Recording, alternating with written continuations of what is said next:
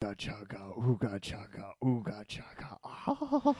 I fucking hate you. That totally blindsided me. Yeah, I know. We talked about actually doing that earlier. We talked about having, what was it, Hooked on a Feeling? Hooked on a Feeling. The worst. David Hasselhoff. Yeah, probably the worst song No. Definitely the worst song ever written. Definitely the worst music video ever created. Oh, God, yeah. But that puts us in a unique position because we love awful shit. We're good at awful. We're great at awful. Yeah, listen to us. I mean, Yeah. come on. We're just sitting here talking about literally nothing for a good 30 seconds, and you're here listening, so you're equally awful. Yeah, you're Love welcome. Love you, random listener.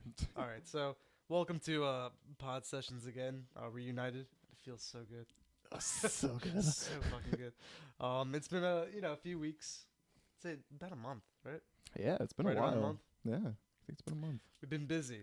Very busy. with finals, school, and all that nonsense. That's about it. Yeah. Yeah, that. in comparison to the rest of life, it's really. Think really about it not now. a We're big not that deal. busy. Yeah, we're really not that busy. I mean, like when I'm not doing schoolwork, I'm sleeping Yeah, pretty much. or complaining about school. Yeah. Or doing Or both this. at the same time. Sleep talking about school. Yeah. I had a dream the other night about Kellenberg, Oh, God. where Kellenberg was our old high school, school. our alma mater, right? As it were. Jesus. Yeah. I almost said alma mater. That goes to show you how Catholic this fucking school is. Almost a martyr. Almost martyr. So I had a dream where I was walking around with brother Ken, and there were and there were these random like seniors or students like pushing a plow, Mm-hmm. and I'm like, is there slavery at Kellenberg? And he's like, well, yeah, there is. Well, obviously. And I'm like, what? When did this happen? And he was just like, oh, well, these are people who they didn't tuck their shirts in. And I'm like, oh my god. God. But like, I really believe that. And there was like a moment in like the dream where I was like, hey, this is normal. That sounds Like, about right. I was like, it's only a matter of time. Because we were so programmed over there to always have Yeah, our shirts yeah. tucked in that it's just Exactly. natural. Hey, you if- fucked up. Yeah, seriously. That's natural if your- you become a You slave. did this to yourself, sir. Obviously, they're slaves. I mean, they Yeah. didn't tuck their shirts in. But that would be awful. That would be terrible. But they were like manning like or gardening the courtyard and all that. Gardening. So that's how it looks so good all the goddamn time. But so that's what we've been up to, dreaming about our past high school nightmares. And becoming slaves because you didn't Yeah, tuck your shirt in. always tuck your shirt in, kids. Anyway, our business today is a previous friend of ours, a current friend of ours, the fine guys from Wild Rompit, Yeah, right? yeah. They're great guys. We got to see them at CMJ, catch up a little bit. We didn't actually physically get to see them play Yeah. because the whole 21 plus thing, but I can do that now. Yeah, you can do that now. That's right. Damn it. Solo journalism. So we didn't actually physically get to see them play, Being but replaced by yeah, you- alcohol. yourself, yeah, by alcohol. But we did get to catch up with them a little bit, or at least I did because Mike couldn't be there Yeah. again. Yes. But that's fine. That's all right. Yeah. So I got Still a good interview. Yeah, it was great. I had a great time. Blair and Paul, both fantastic individuals. Yeah. So yeah, we already talked about the album, how good the album is. Yeah. See our first podcast ever, actually. Yeah, episode 1, Mhm. Wild Rompit! Yeah. Exclamation point. Is there an exclamation point? There is on one and there isn't on the other one because one's a fuck up and one's not. So actually, Oh. just look for the longer one. It's the longer one. Yeah, the longer one is the good one. But if you want to know how the album was, listen to it. If you want to know our opinions on it, which I'm sure you don't, Spirit Moves, by the way. yeah, Name of the album. Spirit Moves. Check out the first podcast. But yeah. Yeah. Without further ado, here's the interview. We'll talk to you guys soon. We have much more coming up. Yeah, definitely. We're going to do another one right now. Yeah, we are actually. We're in the process of doing another one immediately after this. So stick around, boys and girls. Bye. All right. Is this gaff tape? Perfect. What's that? Looks like it, yeah. Hey guys, this is JP from the Music Obsession, and I'm here with Wild Rompit. You guys want to introduce yourselves? Hi, I'm Blair from Wild Rompit. Hey, it's Paul from Wild Rompit. How you guys doing? Good. Real good, yeah. What have you guys been doing with CMJ? What have your shows been like so far? Wednesday we played an unofficial showcase at the Irish Playwright Pub in sort of like Midtown. Called the Do It Your Damn Self Showcase. It was Did you do it your damn self? we did it our damn self, that's for sure. We got it done.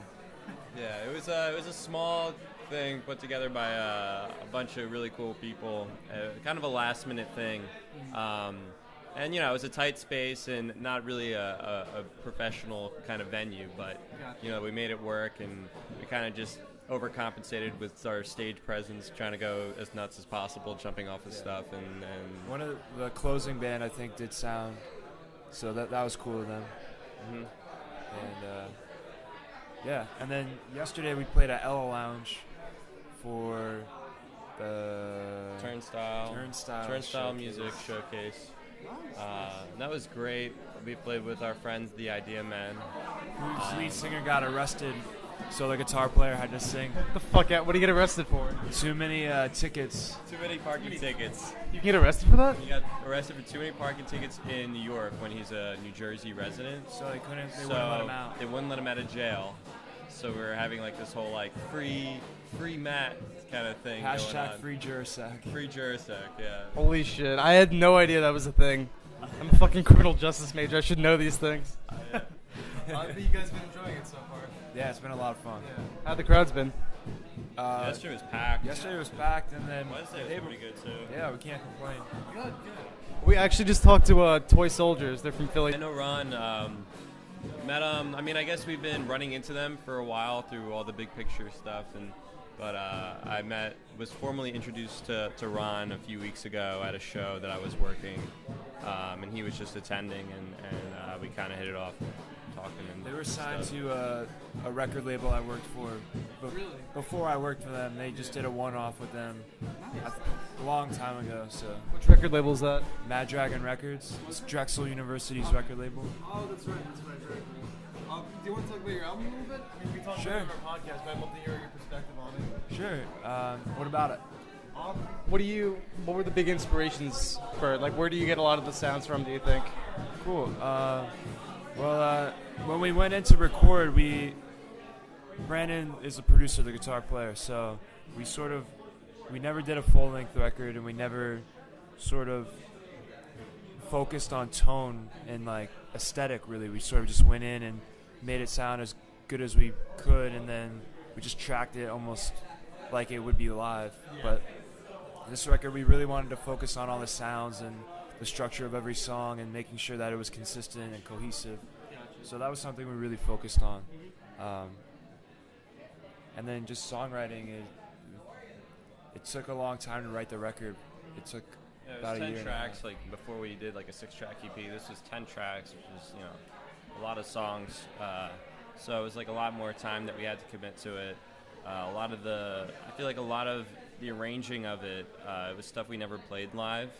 So a lot of it was just happening in the studio, like trying different things and seeing what worked, and then it was playing it all together live, So there's a lot of mixing and matching and figuring it out. So at the end, we were really happy with how it came out, and we got it out on vinyl, which was really exciting too.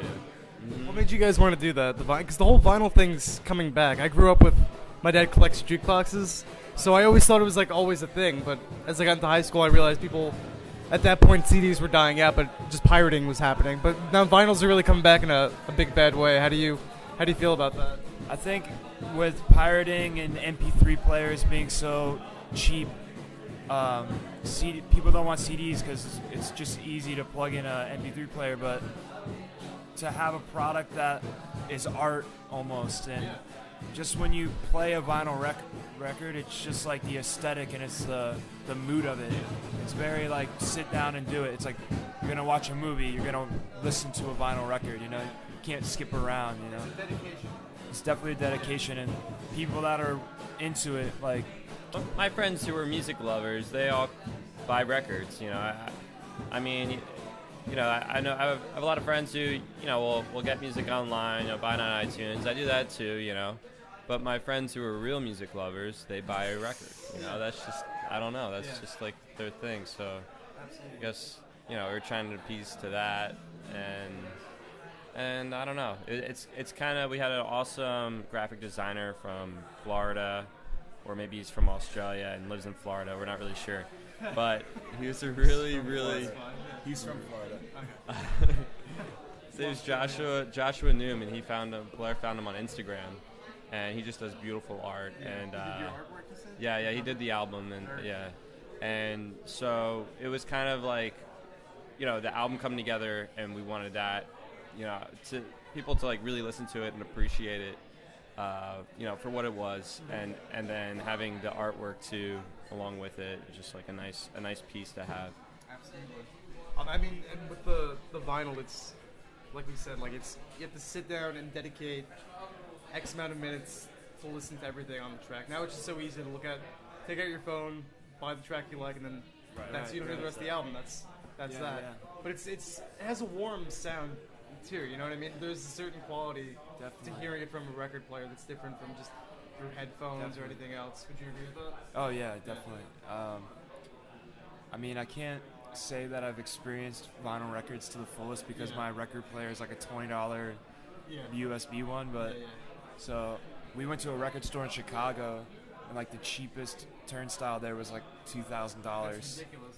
Yeah. And so there's a whole world of like audiophiles and people like that, and once we get some money, maybe we'll invest in something like that. I asked Toy Soldiers this. I'm interested in hearing your perspective. How do you write the songs usually? What's the pattern for you? Is it like lyrics first, or song structure, or like riffs or anything like that? How's it for you? Well, what did they say? Well, they... you don't have to follow them. Toy Soldiers jumped off the bridge for you guys? No, it was, they said it was all different for them. So, I mean, I'm sure that's the case with a lot of people now. Yeah, I think sticking to one method would be a hindrance to creativity, but I mean, a lot of ideas, like from the spark of an idea, you'll just be like walking down the street and think of a line or a melody and just pull out your phone and voice memo it real quick, and then take it out from there. Like sit down when you're at a guitar and go through them all, And Right Coast Blues, I wrote the entire. You said the same thing, Ron. All the songs. Yeah, so. And then For the Night For Our Life was a video before it was a song. So we had the music video that Brandon scored, and then I went and put lyrics to it. So when you listen to the structure, it's very condensed, and it goes with. Yeah, it's because it's to the video. And then our latest single that we're putting out in about a month, it's right now it's out on a website called feedbackloop.me, which is a Philly-based subscription record label. So they kind of fund local projects and then put them out online, and they also send you packages in the mail that have like headphones and like handwritten lyrics and really nice stuff. And so we're featured on this month's I guess list of artists, and this new song that we did, and Justin Chapman produced it. It's called Far to Go, and that was kind of a song we were kind of just practicing. It all kind of came together within a few minutes.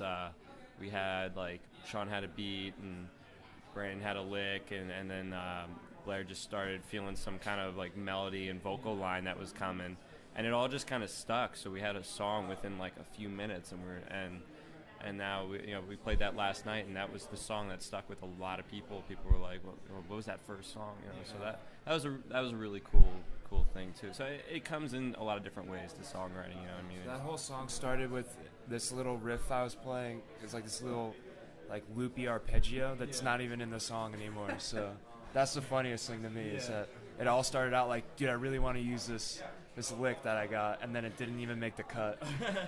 So no, that happens a lot. I used to play. I was in a few bands myself, and that it seems to happen more often than people would anticipate. That the first thing that you're starting off with doesn't fucking make the cut anyway. You know what I mean? And what you're saying with like the voice memos, that I'd be walking in the street or in the shower. I'd think of a really good idea, record it, listen to it later, and then hate my voice, and then like never hear of it. Like I get it's discouraging sometimes. Did you ever have to deal with that, like not liking the way your voice sounds? Like shitty recording. Yeah, definitely. I think I always like the way I sound in the moment, and then I'll go back in time. Like I don't like the way I sound on any old song. Like so, which is just I think everyone is like that. I think you want to push to be better, and if you're pushing to be better, you're not liking when you were worse. So definitely, I understand what you're what you're talking about. Absolutely. I think out of every type of person, I think musicians are the most self-critical. You know, it's always like everyone's down on themselves, like almost 24/7. A little bit, under the weather. But getting back to Philly a little bit, how'd you guys describe the music scene there now? Because I'm seeing a lot of bands popping up from there. It's an awesome scene.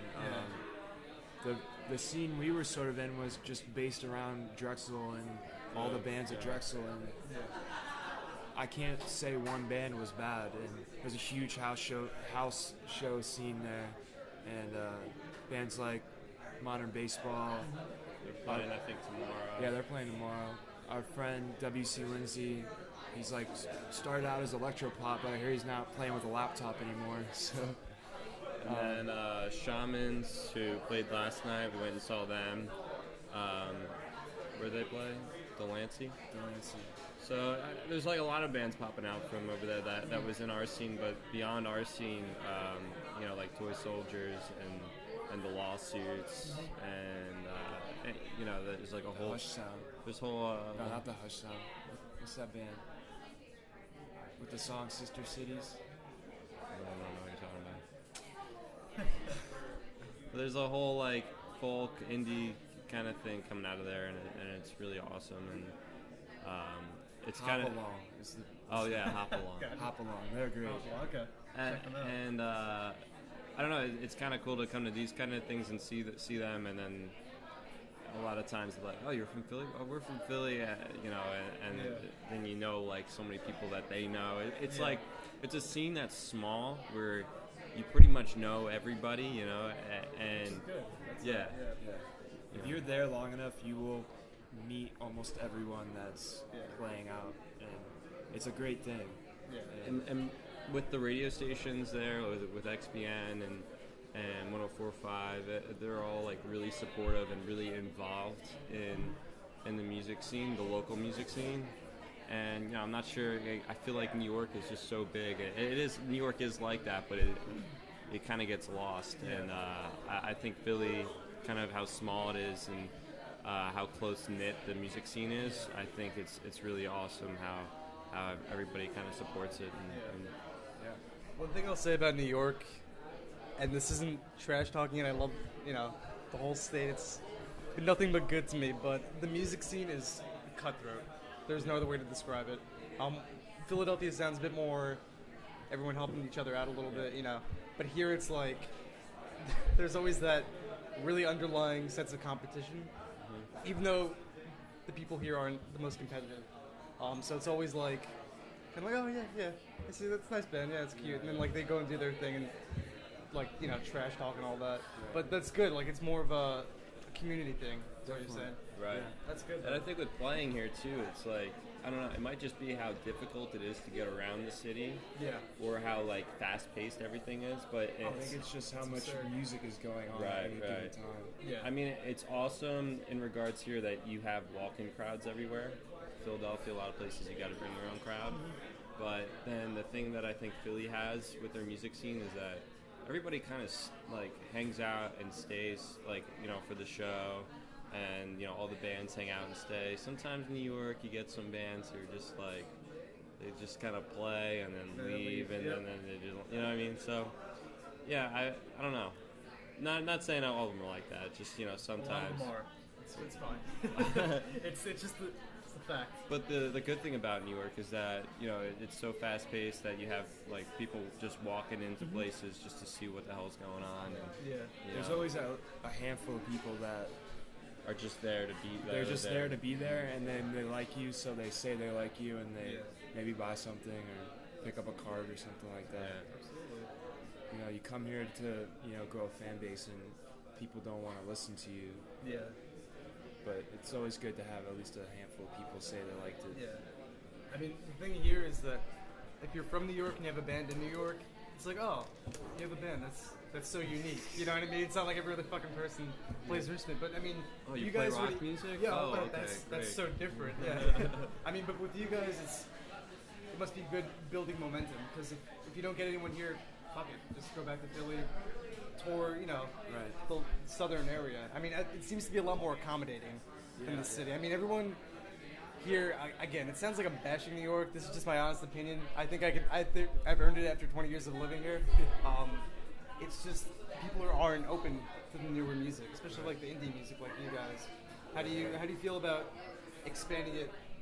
Like, what's your target area right now for getting the music out there? Would it be Manhattan or would it be another city? Or I mean, we were playing Brooklyn a lot. We love the Knitting Factory. We've been playing there a lot. Spike Hill, we've been playing there for years. Yeah. And I mean, in New York, all the labels you hear, you know what I mean? Yeah. And that's, you really want to kind of get in front of those people, not just the labels, but, you know, all the other companies that are based around out here in the music industry. So it's really important. Yeah, I'm not saying like ignoring New York, you know, it's like really important to play here, and we love Brooklyn. Like we play like around that area with, you know, Knitting Factory and Spike Hill, Williamsburg area, and it's awesome there. You know, there's just like so many music lovers that come out, and Spike Hill does like those free shows, so people just walk in and like, you know, put money in a tip jar kind of thing. I'm sweating my ass off. It's hot in here. It is, it absolutely is. We're currently dying in the Rivington Hotel. So we're in a greenhouse. First world problems. Top of the world. No, the view is great. I'll post a picture later. It's fucking New York. The view never gets old, you know. Going to school every time. I go to school in New Rochelle. You go over the bridge and it's just every single time it's like, holy shit. It's incredible, but this not so much. You know, it's a little bit fucking hot right now. I can't believe this. You can see the Chrysler Building, the Empire State Building, You can see literally everything. Brooklyn Bridge, the World Trade Center. You can literally see all of New York. Yeah. I don't know. Prime real estate. If you could see the Statue of Liberty from here, then you've seen it all. You can see everything. I don't know if we can. It's right there. Is it? Is it being blocked? You can't see it, but it's right there. It's there somewhere. That's the one thing missing. No, but we Close enough. We really like Nashville. We played there twice, but we spent about a week there, and it's just a really cool environment. It's like, it's almost like a myth or a legend. Like, you go there and like, it's like, it has like a mystique about it. Like, everyone, whenever I see someone, I always assume that they're an amazing musician. Yeah. Every single person I walk by. Yeah, that's Nashville, you said? Yeah. And it's kind of true. Like, we were at like a coffee shop. We were like talking to them, and they're like, "Oh, you're in a band? Oh yeah, me too. Like, this is my band." And then we look them up, and we're like, "Holy crap, you're really good!" You know, like everybody's just like, you know, bartenders, waitresses. You know, probably the guy like sweeping the street. Like, everybody's a musician there. You know. Yeah, it's great. Yeah, no, I have to make my way out there one of these days. It's there in New Orleans where I really want to go. Yeah, I heard New Orleans is a great crowd. Oh yeah. There's like constant music. Like, anywhere you walk, you'll hear a band playing. I mean, that's what I hear anyway. I haven't been myself. But yeah, no, it's definitely good. You guys have any plans for touring? We're trying to book a 10-day thing in mid-December before Christmas. See how it works out. Yeah. But that's in the works right now. And then we're tentatively going to Cleveland and making a run out there in the middle of February. And then maybe again in April. And then hopefully South by, if it works out. So we're trying to plan out the next 12 months and the next 10 days. So we'll see how it works out. That's always the way it works. You have to work way in advance, which kind of sucks. I'm a procrastinator myself. So that's good though. You excited for that? Yeah, we're definitely excited we're trying to write a lot too, so we're excited for the next year and the future, and hopefully we'll be back here in a year and we'll have a whole new album and stuff, so it'll be awesome. And we'd be looking forward to it. What's your favorite song right now to play live?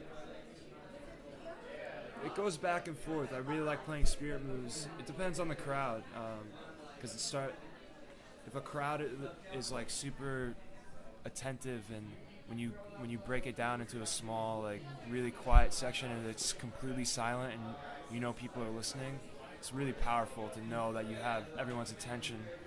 But Ruckus Room, I really like playing Right Coast Blues just because I don't know, that lets me just have a little freedom when I'm singing, so it's fun for me.